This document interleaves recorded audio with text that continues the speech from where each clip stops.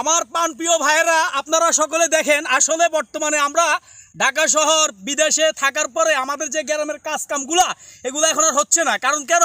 আমরা সবাই এখন টাউনের লোকের কারণে আসলে কাজটা হচ্ছে না। কারণ কেন কাজ হচ্ছে না? এই যে জমি মাঠগুলা দেখেন, আসলে মাঠগুলা কত খালি। এই মাঠগুলাতে আপনার আমরা যখন আগে ছিলাম গ্রামে, এই এখন বর্তমানে যারা ঢাকা শহরে এবং বিদেশে যারা থাকে বাইরে, তারা এই ধরনের কাজগুলো করতো। এখন এমন একটা অবস্থা, সমস্ত জমিগুলো খালি। এই যে দেখেন, আপনারা সকলে দেখেন, সমস্ত জমিগুলো কিন্তু খালি। এই জমিগুলোর কোনো কাজ এখন আর হচ্ছে না। কারণ কেন? এখন তো মানুষই নাই। কারণ মানুষ থাকলে না কাজ করব, মানুষ থাকতে হবে। তো মানুষ এমন একটা অবস্থা হয়েছে দেশে এখন বর্তমানে, লোক পাওয়া যায় না। একটা কাজ করতে গেলে এই জমিনগুলো খালি থাকে। তারপরে আপনার বিভিন্ন কাজে বিভিন্ন লোক বাইরে থাকে, ফেরেশানিতে থাকে।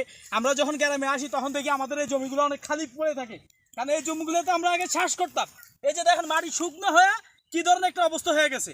কারণ এগুলোতে আমরা কাজ করলে না, পানি দিলে না, এগুলো ভালো থাকে। বর্তমানে এগুলো ভালো থাকতে হলে কী করতে হবে? আমরা আবার কাজকাম করতে হবে। আমরা আসলে ঢাকা বিরুদ্ধে যাইয়া, মানুষ শহরের বিরুদ্ধে যাইয়া মানুষ হয়ে গেছে একটা অলস।